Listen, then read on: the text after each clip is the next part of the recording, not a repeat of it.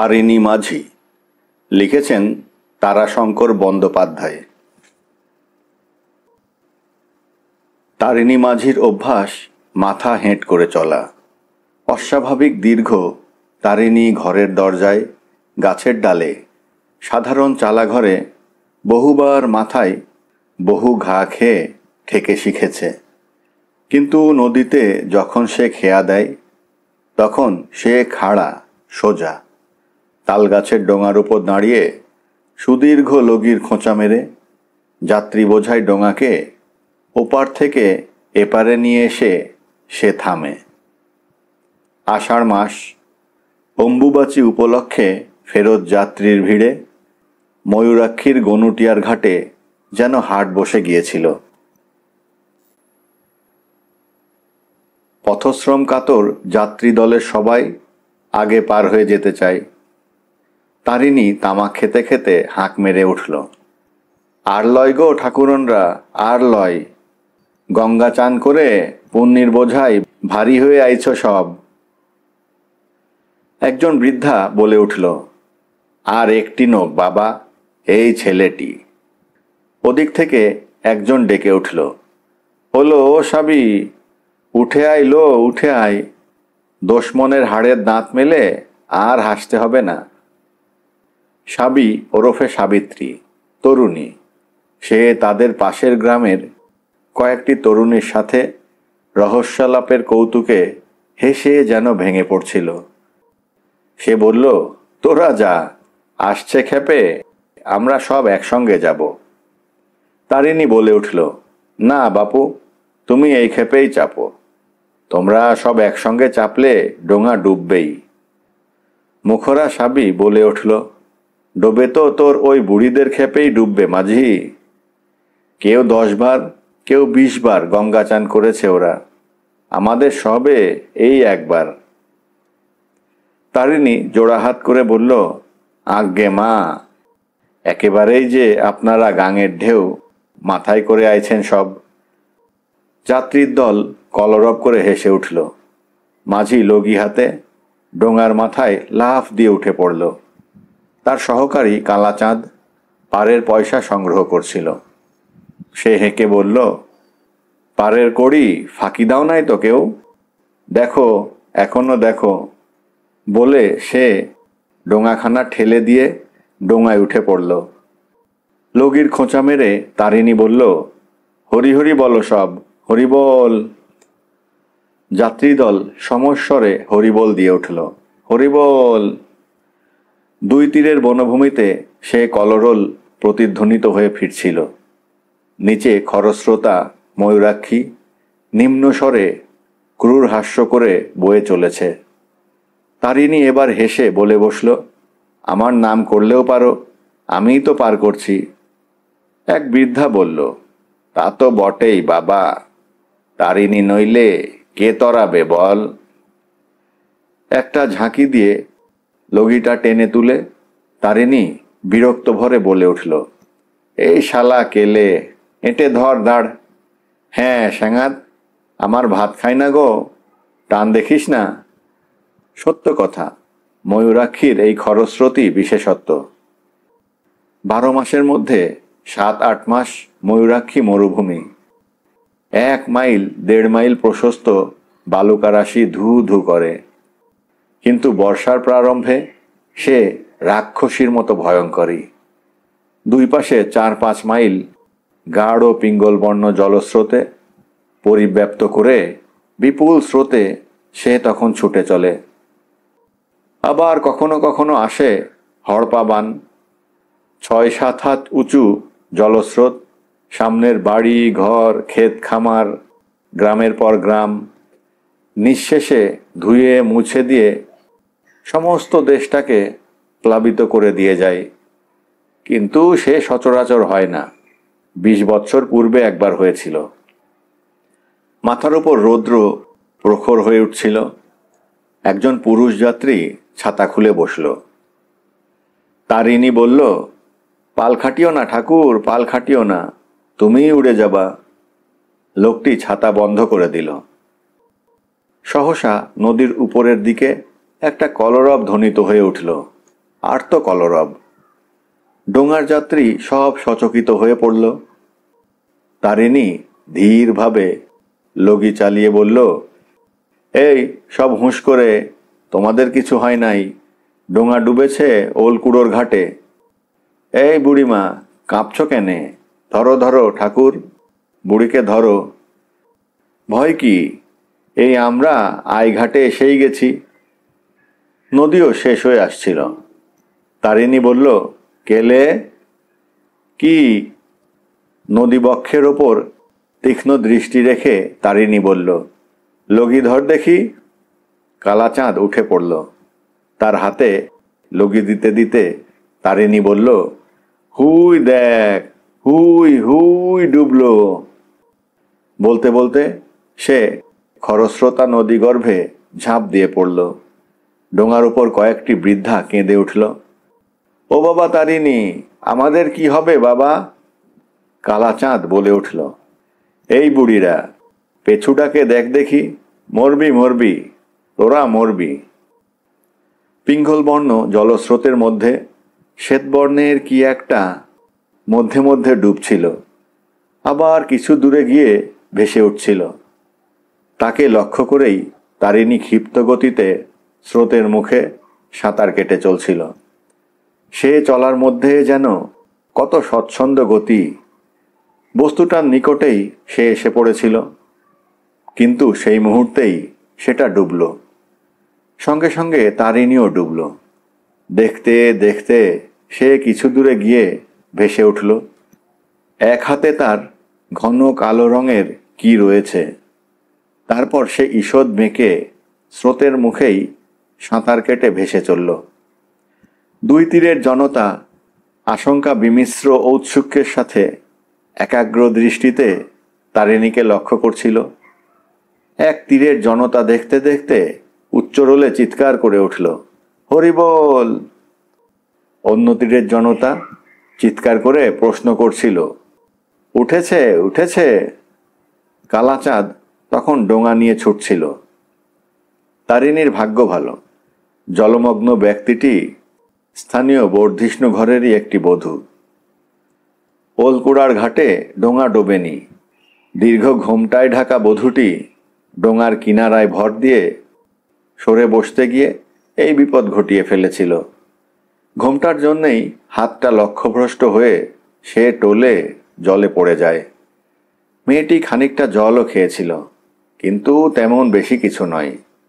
অল্প সেবাতেই তার চেতনা ফিরে আসলো। নিতান্ত কচি মেয়ে, 13-14 বছরের বেশি বয়স নয়। দেখতে বেশ সুশ্রী। দেহে অলংকার কয়খানা রয়েছে, কানে মাখড়ি, নাকে টানা দেওয়া নথ, হাতে রুলি, গলায় হার। সে তখনও হাঁপাচ্ছিল। অল্পক্ষণ পরেই মেয়েটির স্বামী ও শ্বশুর এসে পৌঁছালেন। তারিণী প্রণাম করে বলল, পেনাম ঘোষমশাই। মেয়েটি তাড়াতাড়ি দীর্ঘ ঘোমটা টেনে দিল। তারিণী বলল, আর শান কেরো না মা, দম লও দম লও। সেই যে বলে, লাজেমা কুঁকড়ি বেপদের ঢুকুরি। ঘোষমশাই বললেন, কি চাই তোর তারিণী, বল। তারিণী মাথা চুলকে সারা হলো। কি তার চাই সে ঠিক করতে পারল না। অবশেষে বলল, 1 হাঁড়ি মদের দাম 8 আনা। জনতার মধ্যে থেকে সেই সাবি মেয়েটি বলে উঠল, মরণ আমার, দামি কিছু চেয়ে নে রে বাপু। তারিণীর যেন এতক্ষণে খেয়াল হলো। সে হেঁট মাথাতেই সলজ্জ হাসি হেসে বলল, ফাঁদিলত একখানা ঘোষমশাই। জনতার মধ্যে থেকে সাবি আবার বলে উঠল, হ্যাঁ বাবা তারিণী, বৌমা বুঝি খুব নাক নেড়ে কথা কয়। প্রফুল্লচিত্ত জনতার হাস্যধ্বনিতে খেয়াঘাট মুখরিত হয়ে উঠল। বউটি ঘোমটা খোলেনি। দীর্ঘ ঘোমটার মধ্য থেকে তার ফর্সা গায়ের রং, কচি হাতখানি বের হয়ে গেল। আসলো রাঙা করতলের ওপর সোনার নথখানি রোদের আভায় ঝকঝক করছে। ঘোষমশাই বললেন, দশহরার সময় পার্বণী রইল তোর কাপড় আর চাদর, বুঝলি তারিণী, আর এই নে 5 টাকা। তারিণী কৃতজ্ঞতায় নত হয়ে প্রণাম করল। আজ্ঞে হুজুর, চাদরের বদলে যদি শাড়ি। হেসে ঘোষ মশাই বললেন, তাই হবে রে, তাই হবে। স্বামী বলল, তোর বউকে একবার দেখতাম তারিণী। তারিণী বলল, নেহাত কালো কুৎসিত মা। তারিণী সেদিন রাতে বাড়ি ফিরল আকণ্ঠ মদ গিলে। এখানে পা ফেলতে পা পড়ছিল ওখানে। সে বিরক্ত হয়ে কালাচাঁদকে বলল, রাস্তায় এত নেলা, কে কাটলে রে কেলে? শুধুই নেলা, শুধুই নেলা, শুধুই এই একটু। কালাচাঁদও নেশায় বিভোর। সে শুধু বলল, হুম। তারিণী বলল, জলাম্পয়, সব জলাম্পয় হয়ে যায়। সাঁতরে বাড়ি চলে যাই। শালা খাল নাই, নেলা নাই, সব সব সমান। টলতে টলতেই সে শূন্যের বায়ুমণ্ডলে হাত ছুঁড়ে ছুঁড়ে সাঁতারের অভিনয় করে চলছিল। গ্রামের প্রান্তেই বাড়ি। বাড়ির দরজায় একটা আলো জেলে দাঁড়িয়েছিল সুখী, তারিণীর স্ত্রী। তারিণী গান ধরে দিল। সুখী তার হাত ধরে বলল, খুব হয়েছে, এখন এসো। ভাত কটা জুড়িয়ে কড়কড়ে হিম হয়ে গেল।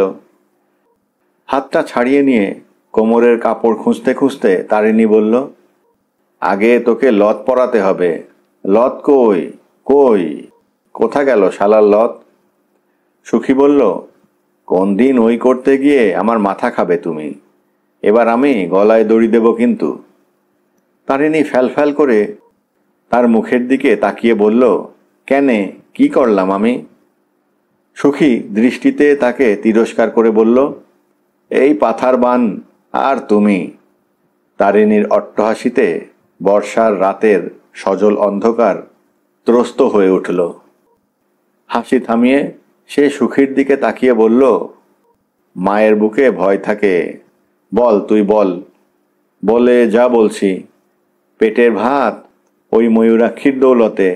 জবাব দে কথার, আয়। সুখী তার সাথে আর বাক্য ব্যয় না করে ভাত বেড়ে চলে গেল। তারিণী ডাকল, সুখী, এই সুখী, এই। সুখী কোনো উত্তর দিল না। তারিণী টলতে টলতে উঠে ঘরের দিকে চলল। পেছন থেকে ভাত বাড়তে ব্যস্ত সুখীতে ধরে বলল, চল এখনই, তোকে যেতে হবে। সুখী বলল, ছাড়, কাপড় ছাড়। তারিণী বলল, আলবৎ যেতে হবে, 1000 বার, 300 বার। সুখী কাপড়টা টেনে বলল, কাপড় ছাড়, যাব, চল। তারিণী খুশি হয়ে কাপড় ছেড়ে দিল। সুখী ভাতের থালাটা নিয়ে বের হয়ে গেল। তারিণী বলছিল, চল, তোকে পিঠে নিয়ে ঝাঁপ দেব গনুটের ঘাটে, উঠব 5 ধুপির ঘাটে। সুখী বলল, তাই যাব, ভাত খেয়ে লাও দেখিনি। বের হয়ে আসতে গিয়ে দরজার চৌকাঠে কপালে আঘাত খেয়ে তারিণীর আস্ফালনটা একটু কমে আসলো। ভাত খেতে খেতে সে আবার আরম্ভ করল, তুলি নাই সেবার 1 জোড়া গরু, 15 টাকা, 5 টাকা কম 1 কুড়ি। শালা মদন গোপ ঠকিয়ে নিল। তোর হাতের শাখা বাঁধা কি করে হলো বল? কে তোর কোন নানা দিল? সুখী ঘরের মধ্যে আমানি ছাঁকছিল। ঠান্ডা জিনিস নেশার পক্ষে ভালো। তারিণী বলল, শালা মদ না, নীলি ঠকিয়ে লে। সুখীর শাখা বাঁধা তো হয়েছে, বাস আমাকে দিস না, আর দিস না। পরে শালা একদিন ময়ূরাক্ষীর বানে। শালাকে গোটা কতক চবন দিয়ে তবে তুলি। সামনে আমানির বাটি ধরে দিয়ে সুখী তারিণীর কাপড়ের খুঁট খুলতে আরম্ভ করল। বের হলো নথখানি আর 3টে টাকা। সুখী প্রশ্ন করল, আর 2 টাকা কই? তারিণী বলল, কেলে, ওই কেলে, দিয়ে দিলাম কেলেকে, যা নিয়ে যা। সুখী এ কথায় কোনো বাদ প্রতিবাদ করল না, সে তার অভ্যাস নয়। তারিণী আবার বকতে শুরু করল, সেবার সেই তোর যখন অসুখ হলো, ডাক পার হয় না, পুলিশ সাহেব ঘাটে বসে ভাপাচ্ছে, হুঁ হুঁ বাপ, সেই বকশিসে তোর কানের ফুল। যা তুই যা, এখনই ডাক লদির পাড় থেকে, এই উঠে আয় লদি, উঠে আসবে, যা যা। সুখী বলল, দাঁড়াও, আয়নাটা নিয়ে আসি, লতটা পড়ি। তারিণী খুশি হয়ে নীরব হলো। সুখী আয়না সামনে রেখে নথ পড়তে বসল। সে হাঁ করে তার মুখের দিকে তাকিয়ে বসে রইল। ভাত খাওয়া তখন বন্ধ হয়ে গিয়েছে। নথ পড়া শেষ হতেই সে উচ্ছিষ্ট হাতেই আলোটা তুলে ধরে বলল, দেখি দেখি। সুখীর মুখে পুলকের আবেগ ফুটে উঠল। তার উজ্জ্বল শ্যামবর্ণ মুখখানি রাঙা হয়ে উঠল। তারিণী সাবি ঠাকুরনকে মিথ্যা কথা বলেছিল। সুখী তন্নি, সুখী সুশ্রী, উজ্জ্বল শ্যামবর্ণা। সুখীর জন্য তারিণীর সুখের সীমা নাই। তারিণী মত্ত অবস্থাতে বললেও মিথ্যা বলেনি। ওই ময়ূরাক্ষীর প্রসাদেই তারিণীর অন্ন বস্ত্রের অভাব হয় না। দশহারার দিন ময়ূরাক্ষীর পূজাও সে করে থাকে। এবার 1342 সালে দশহারার দিন তারিণী নিয়ম মতো পূজা অর্চনা করছিল। তার পরনে নতুন কাপড়, সুখীর পরনেও নতুন শাড়ি, ঘোষ মশায়ের দেওয়া পার্বণী। জলহীন ময়ূরাক্ষীর বালুকাময় গর্ভ গ্রীষ্মের প্রখর রোদে ঝিকিমিকি করছিল। তখন পর্যন্ত বৃষ্টি নামেনি। ভোগপুরের কেষ্টদাস নদীর ঘাটে নেমে একবার দাঁড়ালো। সমস্ত দেখে একবার আকাশের দিকে তাকিয়ে বলল, ভালো করে পুজো কর তারিণী, জলটল হোক, বানটান আসুক, বান না এলে চাষ হবে কি করে? ময়ূরাক্ষীর পলিতে দেশে সোনা ফলে। তারিণী হেসে বলল, তাই বলো বাপু। লোকে বলে কি জানো দাস? বলে শালা বানের লেগে পুজো দেয়। এই মায়ের কৃপাতেই তো এ মুলুকের লক্ষ্মী।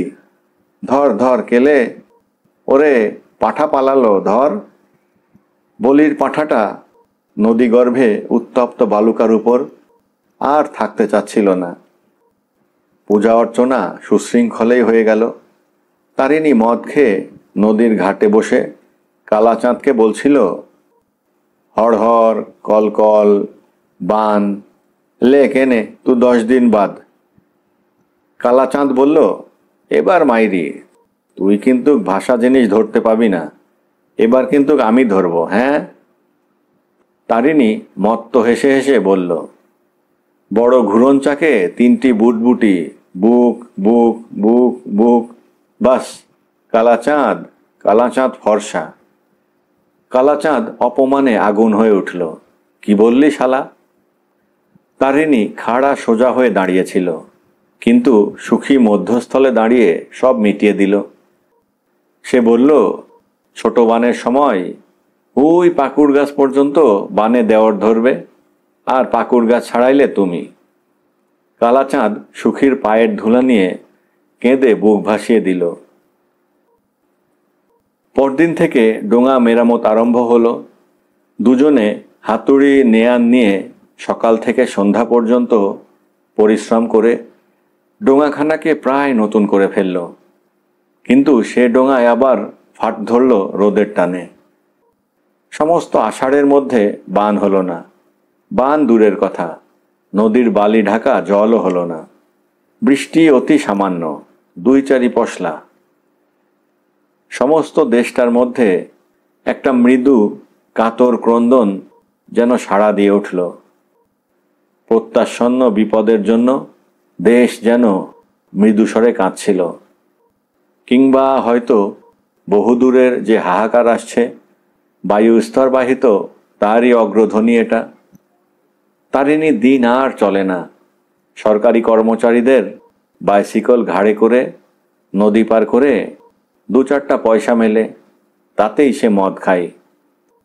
সরকারি কর্মচারীদের এ সময়ে আসা যাওয়ার হিড়িক পড়ে গিয়েছে। তারা আসেন দেশে সত্যিই অভাব আছে কি না তারই তদন্তে।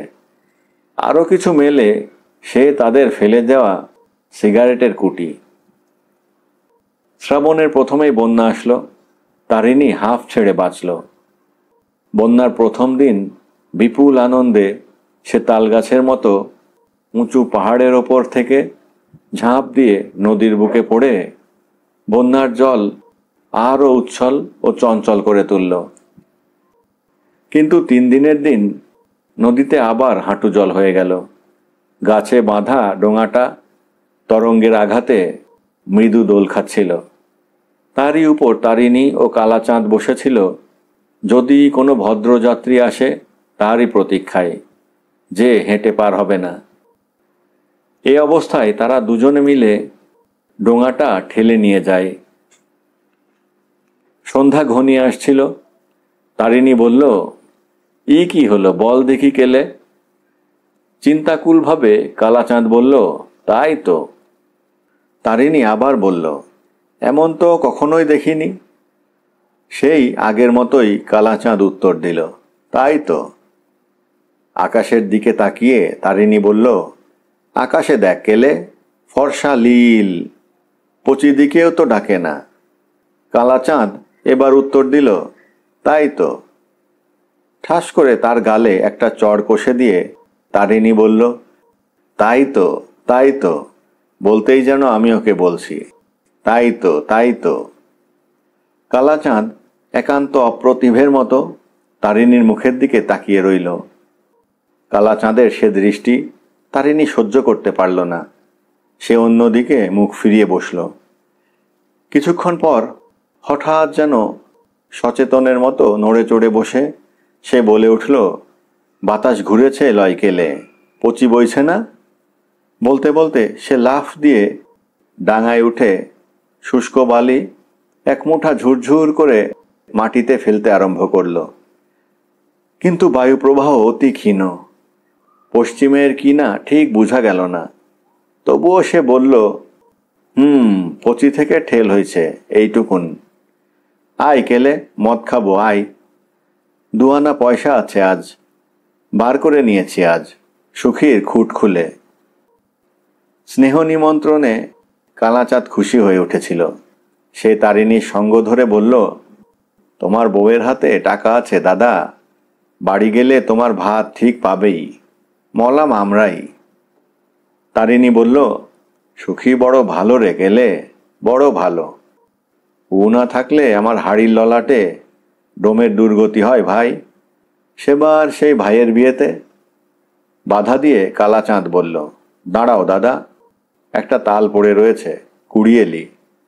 সে ছুটে পাশের মাঠে গিয়ে নামল। একদল লোক গ্রামের ধারে গাছতলায় বসেছিল। তারিণী প্রশ্ন করল, কোথা যাবা হে তোমরা, বাড়ি কোথা? একজন উত্তর দিল, বীরচন্দ্রপুর বাড়ি ভাই আমাদের, খাটতে যাব আমরা বর্ধমান। কালাচাঁদ প্রশ্ন করল, বর্ধমানে কি জল হয়েছে নাকি? জল হয় নাই, ক্যানেল আছে কি না? দেখতে দেখতে দেশে হাহাকার পড়ে গেল। দুর্ভিক্ষ যেন দেশের মাটির নিচে আত্মগোপন করেছিল। মাটির ফাটলের মধ্যে দিয়ে পথ পেয়ে সে ভয়াল মূর্তিতে আত্মপ্রকাশ করে বসল। গৃহস্থ আপনার ভাণ্ডার বন্ধ করল। জন্মজুরের মধ্যে উপবাস শুরু হলো। দলে দলে লোক দেশ ছাড়তে আরম্ভ করল। সেদিন সকালে উঠে তারিণী ঘাটে এসে দেখল কালাচাঁদ আসেনি। প্রহর গড়িয়ে গেল, কালাচাঁদ তবু আসলো না। তারিণী উঠে কালাচাঁদের বাড়ি গিয়ে ডাকল, কেলে? কেউ উত্তর দিল না। বাড়ির মধ্যে প্রবেশ করে দেখল ঘরদোর শূন্য, খাঁ খাঁ করছে, কেউ কোথাও নেই। পাশের বাড়িতে গিয়ে দেখল সে বাড়িও শূন্য। শুধু বাড়ি নয়, কালাচাঁদের পাড়াটাই জনশূন্য।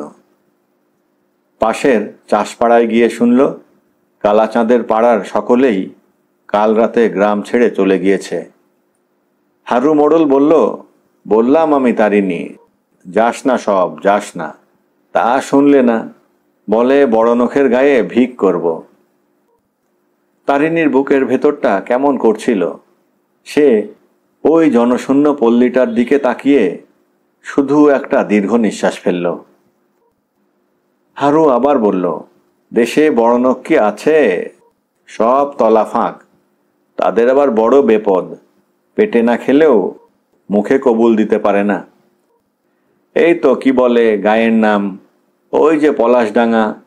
পলাশডাঙ্গার ভদ্রলোক একজন গলায় দড়ি দিয়ে মরেছে, শুধু অভাবে মরেছে। তারিণী শিউরে উঠল। পরদিন ঘাটে এক বীভৎস কাণ্ড। মাঠের পাশেই এক বৃদ্ধার মৃতদেহ পড়েছিল। কতকটা তার শেয়াল কুকুরে ছিঁড়ে খেয়েছে। তারিণী চিনল, একটি মুচি পরিবারের বৃদ্ধ মাতা এ হতভাগিনী। গত সন্ধ্যায় চলৎশক্তিহীনা বৃদ্ধার মৃত্যু কামনা তারা বারবার করছিল। বৃদ্ধার জন্যই ঘাটের পাশে গত রাত্রে তারা আশ্রয় নিয়েছিল। রাতে ঘুমন্ত বৃদ্ধাকে ফেলে তারা পালিয়েছে। সে আর সেখানে দাঁড়ালো না। বরাবর বাড়ি এসে সুখীকে বলল, লে সুখী, খানচারে কাপড় আর গয়না কটা পেট আঁচলে বেঁধেলে। আর এই গ্রামে থাকবো না, শহর দিকে যাব। দিন খাটুনি তো মিলবে। জিনিসপত্র বাঁধবার সময় তারিণী দেখল হাতের শাঁখা ছাড়া কোনো গয়নাই সুখীর নেই। তারিণী চমকে উঠে প্রশ্ন করল, আর? সুখী ম্লান হেসে বলল, এতদিন চলল কি সে বলো? তারিণী গ্রাম ছাড়ল। দিন তিনেক পথ চলার পর সেদিন সন্ধ্যায় গ্রামের প্রান্তে তারা রাত্রির জন্য বিশ্রাম নিচ্ছিল। গোটা 2 পাকা তাল নিয়ে দুইজনে রাত্রির আহার সেরে নিয়েছে। তারিণী চট করে উঠে খোলা জায়গায় গিয়ে দাঁড়ালো। থাকতে থাকতে বলল, দেখি সুখী গামছাখানা। গামছাখানা নিয়ে হাতে ঝুলিয়ে সেটাকে সে লক্ষ্য করতে আরম্ভ করল। ভোরবেলায় সুখীর ঘুম ভেঙে গেল। দেখল তারিণী ঠায় জেগে বসে আছে। সে সবিস্ময়ে প্রশ্ন করল, ঘুমও নাই তুমি? হেসে তারিণী বলল, হ্যাঁ না, ঘুম এলো না। সুখী তাকে তিরস্কার আরম্ভ করল, ব্যামো হলে কি করব বলো দেখি আমি? ই মানুষের বাইরে বেরোনো কেনে বাপু? ছি ছি ছি। তারিণী পুলকিত কণ্ঠে বলে উঠল, দেখেছিস সুখী, দেখেছিস? সুখী বলল, আমার মাথা মুন্ডু কি দেখব বলো? তারিণী বলল, পিঁপড়েতে ডিম মুখে নিয়ে ওপরের পানে চলল, জল এইবার হবে। সুখী দেখল, সত্যই লক্ষ লক্ষ পিঁপড়া শ্রেণীবদ্ধভাবে বড় ঘরখানার দেওয়ালের উপর উঠে চলেছে। মুখে তাদের সাদা সাদা ডিম। সুখী বলল, তোমার যেমন। তারিণী বলল, ওরা ঠিক জানতে পারে নিচে থাকলে যে বাসা জলে ভেসে যাবে।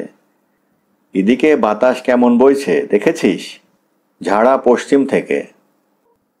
আকাশের দিকে তাকিয়ে সুখী বলল, আকাশ তো ফটফটে চকচক করছে। তারিণী তাকিয়েছিল অন্যদিকে। সে বলল, মেঘ আসতে কতক্ষণ? ওই দেখ কাকে কুটো তুলছে, বাসার ভাঙা ফুটো সারবে। আজ এইখানেই থাক সুখী, আর যাব না। দেখি মেঘের গতিক। খেয়া মাঝির পর্যবেক্ষণ ভুল হয়নি। সন্ধ্যার দিকে আকাশ মেঘে ছেয়ে গেল। পশ্চিমের বাতাস ক্রমশ প্রবল হয়ে উঠল। তারিণী বলল, ওঠ সুখী, ফিরব। সুখী বলল, এই অবেলায়? তারিণী বলল, ভয় কি তোর? আমি সঙ্গে রইছি। লে মাথালি তুলে মাথায় দে, টিপি টিপি জল ভারী খারাপ। সুখী বলল, আর তুমি? আমার শরীর বুঝি পাথরের? তারিণী হেসে বলল, ওরে আমার জলের শরীর, রোদে টান ধরে জল পেলেই ফোলে। চল দে পুঁটুলি আমাকে দে। ধীরে ধীরে বাদল বাড়ছিল। উতলা বাতাসের সঙ্গে অল্প কিছুক্ষণ রিমিঝিমি বৃষ্টি হয়ে যায়, তারপর থামে। কিছুক্ষণ পর আবার বাতাস প্রবল হয়, সঙ্গে সঙ্গে নামে বৃষ্টি। যে পথ গিয়েছিল তারা 3 দিনে, ফেরার সময় সেই পথ অতিক্রম করল 2 দিনে।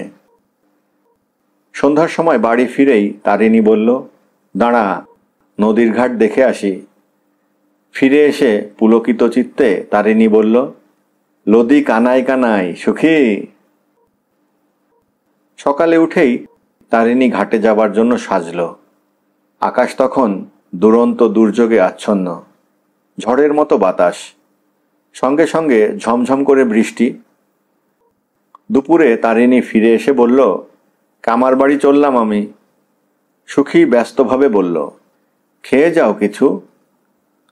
চিন্তিত মুখে ব্যস্ত তারিণী বলল, না, ডোঙার একটা বড় গজাল খুলে গেছে, সে না হলে অল্পমান হলে না হয় হতো, লদি একেবারে পাথার হয়ে উঠেছে, দেখছে আই। সুখীকে না দেখিয়ে ছাড়ল না। পালদের পুকুরের উঁচু পাড়ের ওপর দাঁড়িয়ে সুখী দেখল ময়ূরাক্ষীর পরিপূর্ণ রূপ। বিস্তৃতি যেন পারাপারহীন। রাঙা জলের মাথায় রাশি রাশি পুঞ্জিত ফেনা ভাসা ফুলের মতো দ্রুতবেগে ছুটে চলেছে। তারিণী বলল, ডাক শুনছিস? শোঁ শোঁ, বান আরও বাড়বে। তুই বাড়ির যা, আমি চললাম, লইলে কাল আর ডাক পার করতে পারবো না। সুখী অসন্তুষ্ট চিত্তে বলল, এই জল ঝড়। তারিণী সে কথা কানেই তুলল না। দুরন্ত দুর্যোগের মধ্যেই সে বের হয়ে গেল। যখন সে ফিরল তখন সন্ধ্যা হয়ে গিয়েছে। দ্রুতপদে সে আসছিল। কি একটা ডুগডুগ শব্দ শোনা যায় না? হ্যাঁ, ডুগডুগই বটে। এ শব্দের অর্থ তো সে জানে, আসন্ন বিপদ। নদীর দাবে গ্রামে গ্রামে এই সুরে ডুগডুগি যখন বাজে তখন বন্যার ভয় আসন্ন বুঝতে হয়। তারিণীর গ্রামের ওপারে ময়ূরাক্ষী, এপাশে ছোট্ট একটা কাঁতার অর্থাৎ ছোট শাখা নদী। একটা বাঁশের পুল দিয়ে গ্রামে প্রবেশের পথ। তারিণী সড়ক পথ ধরে এসেও বাঁশের পুল খুঁজে পেল না। তবে পথ ভুল হলো নাকি? অন্ধকারের মধ্যে অনেকক্ষণ ঠাহর করল। সে পুলের মুখ এখনো অন্তত 100 বিঘা জমির পরে। ঠিক বন্যার জলের ধারেই সে দাঁড়িয়েছিল। আঙুলের ডগায় ছিল জলের সীমা। দেখতে দেখতে গোড়ালি পর্যন্ত জলে ডুবে গেল। সে কান পেতে রইল, কিন্তু বাতাস ও জলের শব্দ ছাড়া কিছুই শোনা যায় না। আর একটা গর্জনের মতো গোঁ গোঁ শব্দ। দেখতে দেখতে সর্বাঙ্গ তার পোকায় ছেয়ে গেল। লাফ দিয়ে মাটির পোকা পালিয়ে যেতে চাচ্ছে। তারিণী জলে ঝাঁপ দিয়ে পড়ল। ক্ষিপ্র গতিতে মাঠ জল অতিক্রম করে গ্রামে প্রবেশ করে চমকে উঠল। গ্রামের মধ্যেও বন্যা প্রবেশ করেছে। এক কোমর জলে পথ ঘাট ঘরদ্বার সব ভরে গিয়েছে। পথের ওপর দাঁড়িয়ে গ্রামের নরনারী আর্ত চিৎকার করে ওকে ডাকছে। গরু ছাগল ভেড়া কুকুরের সে কি ভয়ার্ত চিৎকার! কিন্তু সে সমস্ত শব্দ আচ্ছন্ন করে দিয়েছিল ময়ূরাক্ষীর গর্জন, বাতাসের অট্টহাস্য আর বর্ষণের শব্দ। লুণ্ঠনকারী ডাকাতের দল অট্টহাস্য ও চিৎকারে যেমন করে ভয়ার্ত গৃহস্থের ক্রন্দন ঢেকে দেয়, ঠিক তেমনভাবেই। গভীর অন্ধকারে পথও বেশ চেনা যায় না। জলের মধ্যে কি একটা বস্তুর ওপর তারিণীর পা পড়ল। জীব বলেই মনে হলো। হেঁট হয়ে তারিণী সেটাকে তুলে দেখল ছাগলের ছানা একটা, শেষ হয়ে গিয়েছে। সেটাকে ফেলে দিয়ে কোনো রকমে সে বাড়ির দরজায় এসে ডাকল, সুখী সুখী। ঘরের মধ্যে থেকে সাড়া আসলো। অপরিমেয় আশ্বস্ত কণ্ঠস্বরে সুখী সাড়া দিল, এই যে ঘরে আমি। ঘরের মধ্যে প্রবেশ করে তারিণী দেখল ঘরের উঠোনে এক কোমর জল। দাওয়ার উপর 1 হাঁটু জলে চালের বাঁশ ধরে সুখী দাঁড়িয়ে আছে। তারিণী তার হাত টেনে ধরে বলল, বেরিয়ে আয়, এখন কি ঘরে থাকে? ঘর চাপা পড়ে মরবি যে। সুখী বলল, তোমার জন্যই দাঁড়িয়ে আছি। কোথা খুঁজে বেড়াতে বলো দেখি। তারিণী পথে নেমে দাঁড়ালো, বলল, কি করি বল দেখি সুখী। সুখী বলল, এইখানেই দাঁড়াও, সবার যা দশা হবে আমাদেরও তাই হবে। তারিণী বলল, বান যদি আরো বাড়ে সুখী, গোঁ গোঁ ডাক শুনছিস না? সুখী বলল, আর কি বান বাড়ে গো? আর বান বাড়লে দেশের কি থাকবে? সৃষ্টি কি আর নষ্ট করবে ভগবান? তারিণী এই আশ্বাস গ্রহণ করার চেষ্টা করল, কিন্তু পারল না। একটা হুড়মুড় শব্দের সঙ্গে বন্যার জল ছটকায়া দুলে উঠল। তারিণী বলল, আমাদেরই ঘর পড়ল সুখী, চল আয় লয়। জল কোমরের উপর উঠল, তোর তো এক ছাতি হয়েছে তাহলে। অন্ধকারে কোথায় বা কার কণ্ঠস্বর বোঝা গেল না, কিন্তু নারী কণ্ঠের কাতর ক্রন্দন প্রতিধ্বনিত হল। ওগো খোকা পড়ে গেছে বুক থেকে, খোকা রে। তারিণী বলল, এইখানেই থাকবি সুখী, তাহলে সাড়া দিস। সে অন্ধকারে মিলিয়ে গেল, শুধু তার কণ্ঠস্বর শোনা যাচ্ছিল। কে, কোথা, কার ছেলে পড়ে গেল? সাড়া দাও, ওই। ওদিক থেকে সাড়া আসলো, এই যে। তারিণী আবার হাঁকল, ওই।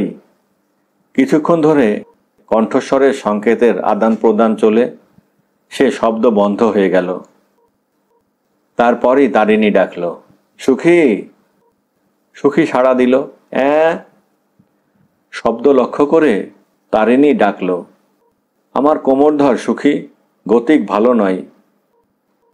সুখী আর প্রতিবাদ করল না। তারিণীর কোমরের কাপড় ধরে বলল, কার ছেলে বটে, পেলে? তারিণী বলল, পেয়েছি, ভুপতে ভল্লার ছেলে। সন্তর্পণে জল ভেঙে তারা চলছিল। জল ক্রমশ যেন বেড়ে চলেছে। তারিণী বলল, আমার পিঠে চাপ সুখী। কিন্তু এ কোন দিকে এলাম সুখী? কথা শেষ হবার আগেই অথই জলে দুজন ডুবে গেল। পরক্ষণেই কিন্তু ভেসে উঠে বলল, নদীতেই যে পড়লাম সুখী, পিঠ ছেড়ে আমার কোমরের কাপড় ধরে ভেসে থাক। স্রোতের টানে তখন তারা ভেসে চলছে।